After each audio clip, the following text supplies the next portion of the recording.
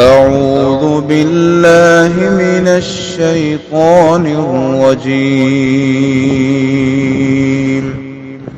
بسم الله الرحمن الرحيم.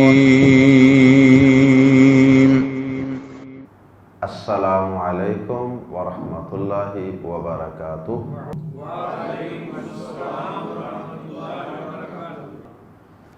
سورۃ النحل۔ ان الحمد للہ والصلاة والسلام علی رسول اللہ، اما بعد۔ اعوذ باللہ السمیع العلیم من الشیطان الرجیم من ہمزہ ونفخہ ونفثہ۔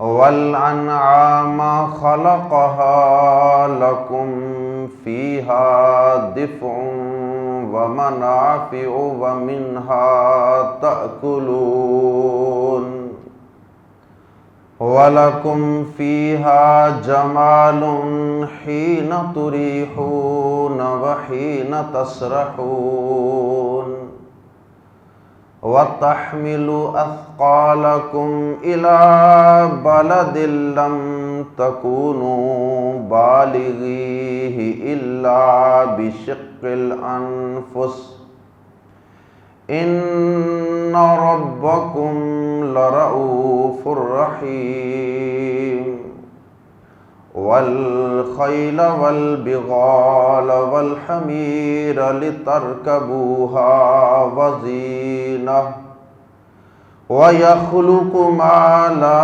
تعلمون وعلى الله قصد السبيل ومنها جائر وَلَوْ شَاءَ لَهَدَاكُمْ أَجْمَعِينَ۔ گزشتہ آیات میں بھی اللہ رب العزت کی توحید کے، اس کی ربوبیت کے دلائل کا تذکرہ چل رہا تھا، اور آیات زیر تفسیر میں بھی اللہ رب العزت نے انسانوں کو عطا کی جانے والی بہت سی نعمتوں کا تذکرہ کیا ہے، جن نعمتوں میں انسان کے فائدے کے ساتھ ساتھ اللہ رب العزت کی کمال قدرتوں کا تذکرہ، اللہ رب العزت کے اکیلے معبود برحق ہونے کے دلائل کا تذکرہ ہے۔ اللہ رب العزت نے سب سے پہلے تو تذکرہ فرمایا ہے چوپایوں کا۔ چوپائے عام طور پہ اونٹ، گائے، بھیڑ، بکریاں، یہ چار قسم کے جانور، ان پہ بطور خاص یہ لفظ بولا جاتا ہے چوپائے کا یا انعام کا، اور قرآن مجید میں تو پوری سورت ہے، سورۃ الانعام، اور اس سورت کے اندر ان چوپایوں کا، اونٹ، گائے اور بکریوں کا اور بیڑوں کا بطور خاص تذکرہ۔ تو یہاں بھی اللہ رب العزت نے ان جانوروں کا، ان چوپایوں کا بطور خاص تذکرہ فرمایا، اور پھر ان کے ساتھ ساتھ اللہ رب العزت نے گھوڑوں کا، خچروں کا، گدھوں کا، دیگر سواریوں کا، دیگر جانوروں کا تذکرہ فرمایا، اور پھر اللہ رب العزت نے ان سے ملنے والے اور ان سے حاصل ہونے والے فوائد کا تذکرہ فرمایا کہ انسان ان پہ سواری کرتا ہے، انسان ان سے زیب و زینت حاصل کرتا ہے، انسان ان میں سے بعض سے گوشت بھی حاصل کرتا ہے۔ بعض کا گوشت تو کھانا حرام ہے، جیسے گدھے ہیں اور خچر ہیں، لیکن بعض کا گوشت بھی انسان کے لیے اور ان کا دودھ بھی انسان کے لیے حلال ہے، اور اسی طرح ان جانوروں سے انسان ہل چلاتا ہے، اور انہی جانوروں سے انسان زمین سے پانی بھی نکالتا ہے، اور انہی جانوروں کے گوبر کو انسان بطور ایندھن بھی استعمال کرتا ہے جلا کر، اور پھر اسی گوبر کو بطور کھاد کھیتوں میں استعمال کر لیتا ہے، اور پھر انہی جانوروں کی اون اور ان کے بال، اس سے انسان اپنے آپ کو سردی سے بچانے کے لیے، موسم کی شدت سے بچانے کے لیے بہت سے اپنے لباس، جیکٹیں اور دیگر چیزیں بناتا ہے۔ اور اس کے علاوہ بھی بہت سے فوائد ہیں، شاید ان فوائد کا مکمل احاطہ کرنا بھی ممکن نہیں۔ انسان ان جانوروں کو پالتا ہے، پھر آگے ان کے بچے ہوتے ہیں، اور پھر پوری آگے نسل چلتی ہے، پھر انسان ان کو بیچتا ہے، اور بیچ کے انسان اپنی اور بہت سی ضروریات پوری کرتا ہے۔ بہرحال اللہ رب العزت نے آیات زیر تفسیر میں ان چوپاؤں اور دیگر جانوروں کو اپنی قدرت کی نشانی کے طور پہ اور انسان پر اپنے کیے جانے والے احسانات کے طور پہ بیان کیا ہے۔ آئیے قرآن مجید کے الفاظ میں پڑھتے ہیں ان چوپاؤں کا تذکرہ، ان جانوروں کا تذکرہ۔ والانعام، اور چوپائے۔ تو والانعام سے جملے کا اور آیت کریمہ کا آغاز کیا جا رہا ہے، تو اس کا مطلب یہ ہے کہ اس سے پہلے کوئی بات ہو چکی ہے۔ والانعام، اور چوپائے، خلق، اس نے پیدا کیا، انہیں، اور چوپائے، اس نے انہیں پیدا کیا۔ اس سے پہلے پچھلی آیت کریمہ میں واضح طور پہ فرمایا خلق الانسان، اس نے پیدا کیا انسان کو، من نطفۃ، ایک حقیر قطرے سے، فاذا هو خصیم مبین، پھر اچانک وہ کھلم کھلا بہت جگڑنے والا بن گیا۔ تو خلق الانسان کا تذکرہ تھا پچھلی آیت کریمہ، اسی کا عطف ہے واو کے ذریعے الانعام پر۔ والانعام، اور چوپاؤں کو بھی، خلقا، اس نے پیدا کیا، خلقا، اس نے پیدا کیا، انہیں۔ انعام جمع ہے نعام کی، نعام واحد ہے اس کا، چوپایا، اور انگلش میں انہیں گریزنگ لائف سٹاک کہتے ہیں، چرنے والے جانور، گھریلو پالتو جانور۔ والانعام، اور چوپائے، خلقہا، اس نے انہیں پیدا کیا۔ خلقہ کے بعد آنے والی ہا کی ضمیر لوٹ رہی ہے انعام کی طرف۔ خلقہا، اس نے انہیں پیدا کیا، لکم، تمہارے لیے، یعنی سب سے پہلی نشانی تو یہ ہے کہ اللہ پاک نے ان کو پیدا کیا، ان کو پیدا کرنے والا اللہ پاک ہے۔ اتنا بڑا اونٹ، اتنی بڑی گائے، بیل، اور اسی طرح بھیڑ، بکریاں، یہ سارے جانور اللہ پاک نے پیدا کیے۔ لکم، تمہارے لیے، فیہا، ان میں۔ چلو یہ تو پہلی نشانی تو ہو گئی اللہ رب العزت کے وجود اور اس کی توحید کی، کہ اس نے انہیں پیدا کیا۔ اب تمہارے لیے اس میں کیا فائدہ ہے؟ پہلا فائدہ تو اس جملے کے اندر ہی موجود ہے کہ اللہ پاک نے پیدا کیا، تو تمہارے لیے اس میں فائدہ یہ ہو گیا کہ تم ان پہ غور و فکر کر کے اپنے پیدا کرنے والے رب کو پا سکتے ہو، اپنے رب کی توحید کا فہم حاصل کر سکتے ہو، شرک سے اپنے آپ کو، جہنم سے اپنے آپ کو بچا سکتے ہو ان جانوروں پہ غور و فکر کر۔ اور دوسرا فائدہ تمہارے لیے کیا ہے ان جانوروں میں؟ لکم، تمہارے لیے، فیہا، ان میں، ہا کی ضمیر پھر لوٹ رہی ہے انعام کی طرف۔ لکم، تمہارے لیے، تمہاری ہی خاطر،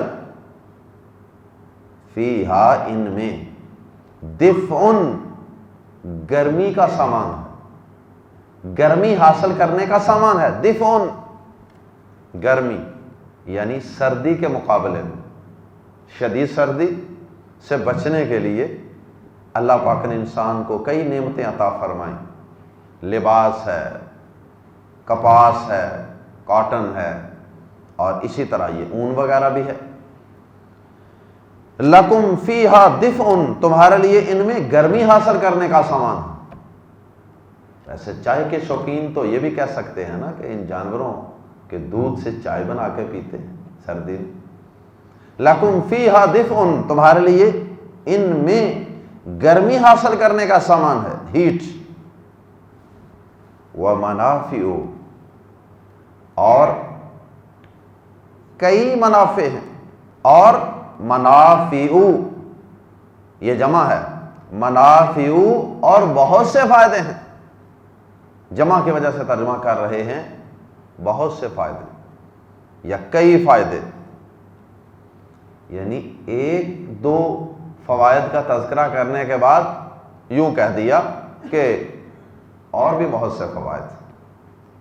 وَمِنْهَا، اور انہی سے، یہ ہا کی ضمیر تیسری دفعہ آئی ہے اس آیت کریمہ، وَمِنْهَا، اور انہی سے، تَأْکُلُونَ، تم کھاتے ہو، وَمِنْهَا تَأْکُلُونَ، اور انہی سے تم کھاتے ہو۔ کیا مطلب؟ یعنی ان کا گوشت کھاتے ہو، وہ بھی تمہاری بڑی فیورٹ ڈش وہی ہوتی ہے جس میں گوشت شامل ہوتا ہے، اور پھر اس کے علاوہ تمہاری سویٹ ڈشیں جو ہیں، جو تمہارے کھانے کا ایک بڑا لازمی حصہ ہوتا ہے، وہ بھی انہی کے دودھ سے تیار ہوتی ہے۔ وَمِنْهَا تَأْکُلُونَ، اور انہی سے تم کھاتے ہو۔ وَلَکُمْ، اور تمہارے لیے، فیہا، ان میں، جمال، ایک جمال ہے، ایک بیوٹی ہے، خوبصورتی ہے۔ اور بطور خاص کس وقت؟ ویسے تو انسان کو اللہ پاک نے دنیا کے اندر جتنی بھی نعمتیں عطا فرمائی ہیں، مال دولت، وہ سارا کچھ ہی ایک حسن ہے، ایک زیب و زینت ہے دنیا کی زندگی کی، لیکن اللہ پاک نے یہاں بطور خاص ان جانوروں کو دو اوقات کے اندر بطور خاص انسان کے لیے ایک جمال اور ایک حسن اور ایک زیب و زینت کا سبب قرار دیا۔ فرمایا ہینا، جس وقت یا جب، تریحون، تم شام کو چرا کر لاتے ہو۔ تریحون کا معنی ہوتا ہے جانوروں کو چرا کر لانا، اور یہ ذمہ دار اور دیہاتی لوگ اس کو اچھی طرح سمجھتے ہیں کہ یہ دیہاتوں کے اندر اچھی خاصی مصروفیت ہوتی ہے جانوروں کو چرانے کے لیے لے جانا اور چلا کر واپس لے آنا۔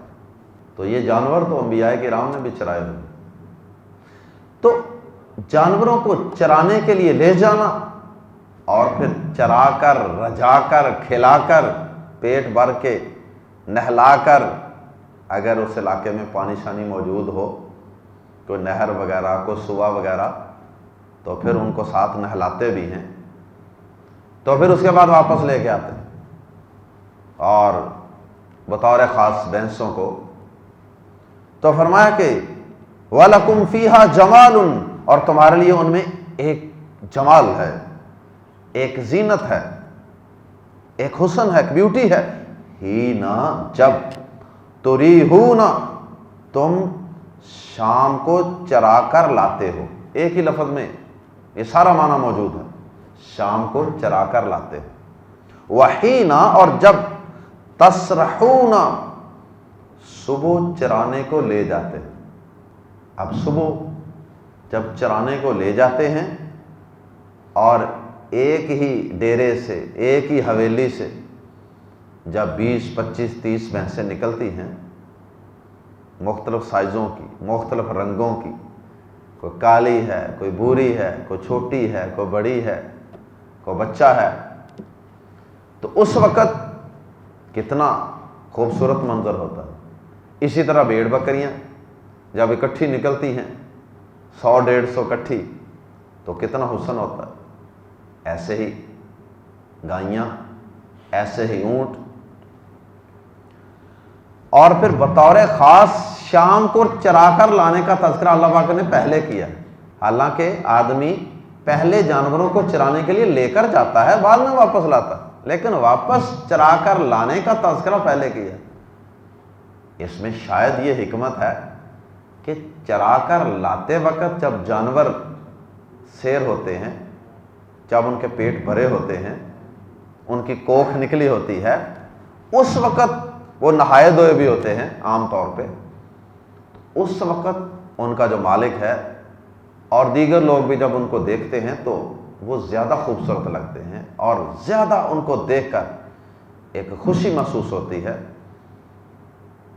بنسبت جب صبح ان کو چرانے کے لیے لے کے جاتے ہیں۔ بہرحال دونوں اوقات میں ہی ان کے اندر ایک انسان کے لیے جمال ہے، ایک زیب و زینت کا سامان ہے، یعنی بڑے خوبصورت لگتے ہیں۔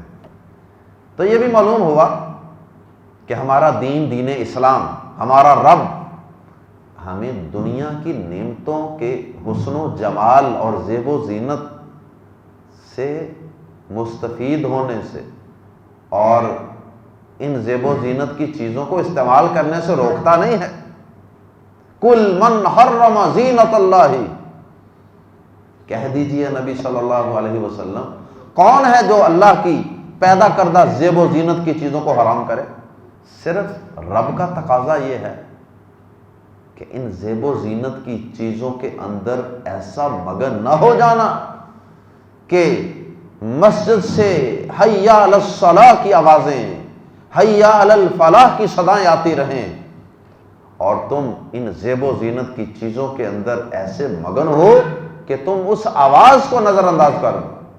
زیب و زینت کی چیزیں دراصل انسان کا امتحان ہے کہ زیب و زینت کی چیزوں میں مگن ہو کے زیب و زینت کی نعمتیں عطا کرنے والے رب کو فراموش کرتا ہے یا یاد رکھتا ہے؟ کتنے ہی لوگ ہیں گھر کے اندر چھوٹا سا خوشی کا فنکشن ہو تو نماز چھوڑ دیتے، زندگی کا مقصد عبادت فراموش کر دیتے۔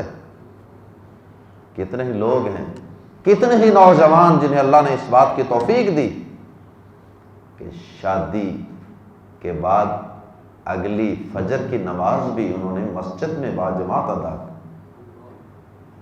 اللہ کی توفیق۔ اللہ اکبر۔ ہمارے گھر کے پاس مسجد میں ایک نوجوان کی کچھ عرصہ پہلے شادی ہوئی، تو شادی سے پہلے ہی مہینہ، 15 دن، 20 دن، ہفتہ پہلے بھی باتیں شاتیں ہوتی رہیں، تیاری ہو رہی ہے شادی کی ماشاءاللہ۔ تو فجر کی نماز کے وقت میں نے اسے کوئی ہفتہ پہلے کہنا شروع کر دیا السلام علیکم، ہاتھ ملانا، اور میں نے ساتھ یہ کہنا اسے پکا کرنے کے لیے پتہ تو چلے گا جس دن آپ کی شادی ہوگی اس سے اگلے دن فجر ٹائم آپ سے ملاقات کا مزہ آئے گا انشاءاللہ۔ تو میں اس سے پہلے پکا کرتا رہا، اور جس رات شادی ہوئی اگلے دن ماشاءاللہ وہ فجر کی نماز ٹائم پھر آ کے مجھے ملا، مجھے بڑی خوشی ہے۔ اللہ اکبر۔ وَلَكُمْ فِيهَا جَمَالٌ حِينَ تُرِيحُونَ وَحِينَ تَسْرَحُونَ، اور تمہارے لیے ان جانوروں میں، ان چوپاؤں میں ایک جمال ہے، ایک بیوٹی ہے، ایک زینت ہے جب تم شام کو چرا کر لاتے ہو اور جب صبح چرانے کے لیے لے جاتے ہو۔ وہ ذرا تصور ذہن میں لائے نا، جب جانور اس طرح قطار میں حویلی سے نکل رہے ہوتے ہیں اور حویلی میں داخل ہو رہے ہوتے ہیں، باڑے میں داخل ہو رہے ہوتے ہیں۔ وَتَحْمِلُ، اور اٹھا کر لے جاتے ہیں۔ حمل کا معنی ہوتا ہے کوئی بوجھ اٹھا لینا۔ وَتَحْمِلُ، اس کا اکیلے کا معنی بھی یہ ہو سکتا ہے بوجھ اٹھانا، لیکن چونکہ بوجھ کا لفظ آگے الگ بھی موجود ہے اس لیے اس کا ترجمہ ہم صرف اٹھانا کریں گے۔ وَتَحْمِلُ، اور وہ اٹھا کر لے جاتے ہیں۔ تحملو کی تا تم کا معنی نہیں دے رہی، ویسے تحملو کا معنی تم اٹھاتے ہو بھی ہو سکتا ہے، لیکن یہاں تا جو ہے یہ مؤنث کی تا ہے، یعنی وہ جو انعام ہیں جن کے لیے ہم نے بار بار ہا کی ضمیر پڑھی ہے، تو ہا کی ضمیر بار بار یہ بتا رہی ہے کہ الانعام مؤنث ہے، اس لیے یہاں یہ تا مؤنث کے لیے ہے۔ وَتَحْمِلُ، اور وہ اٹھا کر لے جاتے ہیں، وہ انعام، وہ مؤنث، وہ اٹھا کر لے جاتے ہیں۔ اثقال، ثقل کی جمع، اثقال ثقل، ثقل بوجھ کو کہتے ہیں، اثقالکم تمہارے بوجھ، الا یعنی تمہارے وزن وغیرہ، تمہارا ساز و سامان جو بوجھل ہوتا ہے وہ اٹھا کر لے جاتے ہیں۔ لفظی معنی تو یہ ہے وہ تمہارا بوجھ اٹھاتے ہیں، لیکن میں نے ترجمہ کیا بوجھ اٹھا کر لے جاتے ہیں۔ وہ لے جانے کا ترجمہ کہاں سے آیا؟ الا کی وجہ سے۔ الا بتا رہا ہے کہ بوجھ اٹھا کر کھڑے نہیں رہنا، بلکہ الا طرف، اور وہ بوجھ اٹھا کر لے جاتے ہیں الا بالدن، اس شہر تک۔ ایک شہر تک ترجمہ نہیں کر رہے یا کسی شہر تک، بلکہ اس شہر تک، کیونکہ اس شہر کی آگے کچھ مزید وضاحت آ رہی۔ اس شہر تک لم نہیں یا نہ، تکونو تھے تم، لم تکونو کبھی نہ تھے تم، بالغیہ، بالغ کی جمع بالغون یا بالغین، تو بالغین کے آخر سے نون حذف ہو گیا ہے، یہ اصل میں تھا بالغین ہی، تو یہ نون درمیان سے ڈراپ ہو جاتا ہے گرامر کے قاعدے قانون کی وجہ سے، مضاف ہونے کی وجہ سے۔ بالغ کا معنی تو اتنا پہنچنے والا، بالغ کا معنی پہنچنے والا، ابلاغ، تبلیغ، تو بالغ ایک خاص عمر کو پہنچ جانے والے بچے کو کہتے ہیں یہ بالغ ہو چکا، میچور ہو چکا، بالغ پہنچنے والا۔ تو یہاں مراد ہے پہنچنے والے، لم تکونو نہ تھے تم، بالغی ہی پہنچنے والے ہی کی ضمیر لوٹ رہی ہے بالدین کی طرف، اس تک جس شہر تک تم کبھی نہ پہنچنے والے تھے۔ کیا مطلب؟ وہ ساز و سامان اٹھا کر، اگر تم اپنے سروں پر وہ ساز و سامان منو اٹھا کر لے جاتے تو تم تو کبھی بھی ان شہروں میں پہنچنے والے نہیں تھے۔ اللہ، ہاں اگر پہنچ بھی جاتے، اللہ سوائے یا مگر، بھی ساتھ شق مشقت، الانفس جانوں کی، اللہ بھی شق الانفس، انفس نفس کی جمع، مگر جانوں کی مشقت کے ساتھ، بڑی مشقت میں اپنے آپ کو ڈال کے اگر کوئی لے بھی جاتا، کوئی اٹھا کے ساز و سامان کسی قریب کے شہر میں، بڑی مشقت کے ساتھ پہنچتا۔ اللہ پاک نے کتنی آسانی فرمائی تمہارے لیے۔ شہری زندگی کے اندر ان چیزوں سے زیادہ واسطہ نہیں نہ پڑتا، ویسے بھی اب ترقی کر کے انسان کافی آگے جا چکا ہے، تو دیہاتی علاقوں کے اندر ابھی بھی ذرا لوگوں سے پوچھیں، چارہ کاٹ کے ان کے اوپر رکھ کر لے کے آتے ہیں۔ باقی گندم کی پسوائی کے لیے ساتھ والے گاؤں میں جانا ہے تو وہ بھی اس کے اوپر گدھے کے اوپر رکھ کے لے کر جانا ہے، اور باقی بھی خچر، گھوڑے اور گدھے، ان کا استعمال وہ بالکل ایک معمول کی بات ہے۔ ان ربکم، بے شک تمہارا رب، لمز باللہ، یقیناً رؤوف، بہت نرمی کرنے والا ہے، اور رحیم، نہایت رحم والا ہے۔ یہ اس نے تم پر رحم کیا ہے، اپنے بندوں کو اتنی مشقت میں نہیں ڈالا، یہ اس کی نرمی ہے، یہ اس کی رحیمیت ہے۔ والخیل، اور گھوڑے، ہارسز، والبغال، اور خچر، میولز، والحمیر، اور گدھے، ڈونکیز، لی، تاکہ، یعنی یہ چیزیں بھی پیدا فرمائی۔ اوپر تو تذکرہ تھا نا، والانعام خلقہا، اور چوپائے، گھریلو پالتو چرنے والے چوپائے، اور اب یہاں ان کا تذکرہ کیا جو ان کے علاوہ ہیں، جو انعام میں نہیں آتے لیکن ہیں وہ بھی انسان کے فائدے کے جانور۔ والخیل والبغال والحمیر، اور گھوڑے اور خچر اور گدھے، یہ بھی اس نے پیدا کیے۔ لی، تاکہ، ترکبو، تم سوار ہو جاؤ، ہاں ان پر، وزینتاً، اور زینت کے لیے، ان میں بھی تمہارا لیے زیب و زینت ہے۔ گھوڑے پہ کاٹھی ڈال کے انسان بیٹھا ہو، سفید سوٹ پہن کے، سفید رنگ کی پگ پہن کے، خصا نیچے پہنا ہو، تو اسے پوچھیں ہاں ذرا کیا جمال اور کیا زیب و زینت ہے۔ اللہ اکبر۔ تو فرمایا کہ یہ بھی اللہ پاک نے اس لیے پیدا کیے تاکہ تم ان پر سواری کرو۔ اللہ اکبر۔ وزینتاً، اور زیب و زینت کے لیے۔ بعض لوگوں نے اس سے یہ مفہوم نکالا کہ ان جانوروں پر صرف سواری کرنی، ان کا گوشت نہیں کھا سکتے، کیونکہ یہاں صرف سواری کا تذکرہ ہے، تو پھر وہ جو پیچھے چوپائے گزرے ہیں ان پر سواری کرنے کا تذکرہ کوئی نہیں کیا اللہ پاک، ان کا گوشت کھانے، دودھ پینے کا تذکرہ ہے نا صرف۔ تو کیا اس کا مطلب یہ ہوا کہ پھر ہم اونٹ پہ، بھینس پہ، گائے پہ سواری نہیں کر سکتے؟ تو ذکر نہ کرنے کا یہ مطلب نہیں ہوتا۔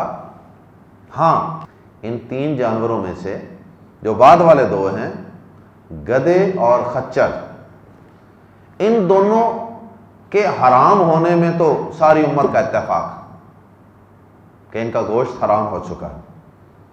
شروع میں کچھ دیر حلال بھی رہا، بعد میں نبی صلی اللہ علیہ وسلم نے خیبر کے دن ان کا گوشت حرام کر دیا، گھریلو گدھوں کا۔ اور جو گھوڑے ہیں ان کا گوشت حلال ہے کہ حرام، اس میں کچھ اختلاف ہے فقہاء میں۔ وَيَخْلُقُ، اور وہ پیدا کرے گا۔ یخلق فعل مضارع ہے، پہلے استعمال کیا ماضی کا لفظ خلق الانسان والانعام خلقها، اس نے پیدا کیا، اور اب خلق فعل ماضی اور اس کا فعل مضارع ہے یخلق، اس کا ترجمہ ہوتا ہے وہ پیدا کرے گا۔ وَيَخْلُقُ، اور وہ پیدا فرمائے گا، ما جو لا تعلمون، نہیں تم جانتے۔ اللہ پاک ابھی ایسے ایسے جانور، ایسی ایسی سواریاں، ایسی ایسی مشینیں پیدا فرمائے گا جنہیں ابھی تم نہیں جانتے۔ اللہ پاک نے ابھی قرآن مجید میں ان کے نام نہیں بتائے۔ اگر اللہ پاک پہلے نام بتا دیتے تو انسان، شاید اس دور کا انسان پریشان ہوتا کہ یہ کیسے ہوگا کہ 500 آدمی کو لے کر جہاز فضا میں اڑے گا، یہ بھی سواری ہوگی، تو انسان شاید مانتا نا۔ تو اللہ پاک نے اشارہ کر دیا، اور اگر اللہ پاک یہ تذکرہ نہ فرماتے تو ہو سکتا ہے کہ بعد میں آنے والے انسان، ہمارے دور کے یا ہمارے بعد آنے والے جو لوگ ہیں جدید دور کے، وہ شاید ان میں جو دین والے لوگ تھے، شاید وہ ان جدید چیزوں پر سواری کو مکروہ خیال کرتے۔ وہ کہتا نا جی نا، یہ نہیں، ہمارے بڑے اسلاف بزرگ نیک لوگ تو سارے خچروں پہ بیٹھتے رہے ہیں، گھوڑوں پہ بیٹھتے رہے، ہم نہیں بیٹھیں گے ان پہ۔ اس لیے اللہ پاک نے اشارہ کر دیا وَيَخْلُقُ مَا لَا تَعْلَمُونَ، اور وہ پیدا کرے گا جو تم نہیں جانتے۔ اور اللہ پاک نے واقعی پیدا کیا ہے۔ یہ کاریں، یہ گاڑیاں، آج سے کئی 100 سال پہلے جو لوگ گزر چکے ہیں، جنہوں نے کار نہیں دیکھی، جنہوں نے ہوائی جہاز نہیں دیکھا، بحری جہاز نہیں دیکھا، بحری بیڑا نہیں دیکھا، اگر وہ ان چیزوں کو دیکھ لیں، اگر وہ سڑک پہ کھڑے ہوں اور ان کے پاس اس طرح شو کر کے 180 کی سپیڈ سے گاڑی گزر جائے اور اس کے اندر لوگ بیٹھے ہوں، تو وہ تو ہو سکتا ہے چیخیں مارتے ہوئے اندر بھاگ جائیں کہ یہ کیا گزرا ہے۔ وَيَخْلُقُ مَا لَا تَعْلَمُونَ، اور وہ چیزیں پیدا فرمائے گا جو تم نہیں جانتے۔ وَعَلَى اللَّهِ، اور اس آیت کریمہ میں اللہ پاک نے تذکرہ فرمایا ہے اپنی ایک بہت ہی قیمتی نعمت، دنیا کی عارضی نعمتوں کے اندر۔ پہلے بھی دنیا کی نعمتیں چل رہی ہیں، اس آیت کے بعد دوبارہ دنیاوی نعمتوں کا تذکرہ۔ دنیاوی نعمتوں کے درمیان میں اللہ پاک نے اپنی ایک عظیم نعمت کا تذکرہ فرمایا، اور وہ ہے راہ ہدایت، صراط مستقیم پر چلنے کی توفیق اور صحیح رستے کی شناخت اور پہچان۔ اگر اللہ پاک وحی نازل نہ فرماتے، نبی رسول نہ بھیجتے، کتابیں نہ بھیجتے، تو پھر انسان جانور ہی ہوتا، جانوروں سے بھی بدتر ہوتا۔ فرمایا وَعَلَى اللَّهِ، اور اللہ ہی پر قصد السبیل، قصد سیدھا، السبیل راستہ، وعلی اللہ اور اللہ ہی پر ہے، قصد السبیل سیدھے راستے کا القاء، سیدھے راستے کی ہدایت، اور اللہ ہی پر ہے سیدھا راستہ بتانا۔ سیدھا راستہ انسان اپنے فہم، شعور، عقل سے نہیں پا سکتا، اور اپنی سمجھ کے مطابق انسان قانون بنا لے کہ یہ ہونا چاہیے، یہ نہیں ہونا چاہیے، یہ جائز ہے، یہ ناجائز نہیں۔ سیدھا راستہ کیا ہے، حلال کیا ہے، جائز کیا ہے، درست کیا ہے، وہ اللہ ہی بتائے گا۔ اس کے کئی معنی ہیں۔ سیدھا راستہ بتانا یہ صرف اللہ پر، یہ صرف اللہ کا کام ہے۔ سیدھے راستے پر چلنے کی توفیق یہ بھی صرف اللہ ہی دیتا ہے، کوئی زبردستی کسی کو ہدایت نہیں دے سکتا۔ اور یہ بھی مطلب ہے کہ اپنے اپنے بنائے ہوئے راستے، پگڈنڈیاں، وہ سیدھے راستے نہیں ہیں، اپنے اپنے باپ دادا کے راستے وہ سیدھے راستے نہیں ہیں۔ وَعَلَى اللَّهِ قَصْدُ السَّبِيلِ، سیدھے راستے کا بتانا یہ اللہ پر ہے، یہ اللہ نے خود اپنے ذمہ لیا ہوا ہے۔ اور اللہ پاک سے ہر نماز کی ہر رکعت میں ہم اسی چیز کا سوال کرتے ہیں، اہدنا الصراط المستقیم، اے اللہ ہمیں سیدھا راستہ دکھا دے، اور دکھانے کے بعد اس پر چلا دے، اور چلانے کے بعد استقامت کے ساتھ منزل مقصود جنت تک پہنچا دے۔ وَعَلَى اللَّهِ قَصْدُ السَّبِيلِ، اور سیدھا راستہ اللہ ہی پر ہے۔ وَمِنْهَا، اور ان میں سے جائر، کچھ ٹیڑے ہیں۔ کن میں سے؟ رستوں میں سے، رستوں میں سے کچھ رستے ٹیڑے ہیں، جائر ٹیڑے۔ وَلَوْ شَاءَ، جیسا کہ حدیث میں نبی صلی اللہ علیہ وسلم نے وضاحت فرمائی، ایک سیدھی لائن کھینچی اور پھر دائیں بائیں چھوٹی چھوٹی لائنیں کھینچی، فرمایا یہ سب دائیں بائیں شیطان کی راہیں ہیں، یہ سب گمراہی کی راہیں ہیں، اور یہ سیدھا راستہ یہ ہے میرا راستہ، سیدھا راستہ قصد السبیل یہ ہے۔ فرمایا ہاں ان میں سے کچھ راستے ٹیڑے بھی ہیں، اور کئی لوگ ٹیڑے رستوں پہ چل رہے ہیں، اللہ کا راستہ چھوڑ کے، نبیوں کا، کتاب کا، قرآن کا راستہ چھوڑ کے۔ وَلَوْ شَاءَ، اور اگر وہ چاہتا، لمزہ پر لا، تو ضرور ہدایت دیتا کم تمہیں اجمعین، سب کوئی۔ اور اگر اللہ چاہتا نا تو کسی کو بھی ٹیڑھے راستے پر چلنے نہ دیتا، زبردستی سیدھے راستے پر چلا دیتا، لیکن یہ اللہ کی حکمت کے خلاف تھا۔ زبردستی سب کو چلا دیتا تو پھر امتحان تو ختم ہو جاتا نا۔ اس نے زبردستی سب کو نہ نماز پڑھائی ہے، نہ زبردستی سب کو قرآن پڑھایا، نہ زبردستی سب کو داڑھی رکھوائی، نہ زبردستی سب سے سود چھڑوایا، نہ زبردستی سب عورتوں سے پردہ کروایا۔ انسان کو اختیار دے دیا۔ اللہ ہم سب کو ان نشانیوں پہ غور و فکر کر کے اپنے رب کو پا لینے کی توفیق عطا فرمائے، اپنے رب کی شناخت کرنے کی توفیق عطا فرمائے، اور اپنے رب کی توحید کو سمجھ جانے کی اللہ توفیق عطا فرمائے، اور اللہ ہمیں ان نعمتوں پر اپنا شکر ادا کرنے کی توفیق عطا فرمائے۔ سبحانک اللہم و بحمدک، اشہد ان لا الہ الا انت، استغفرک و اتوب الیک۔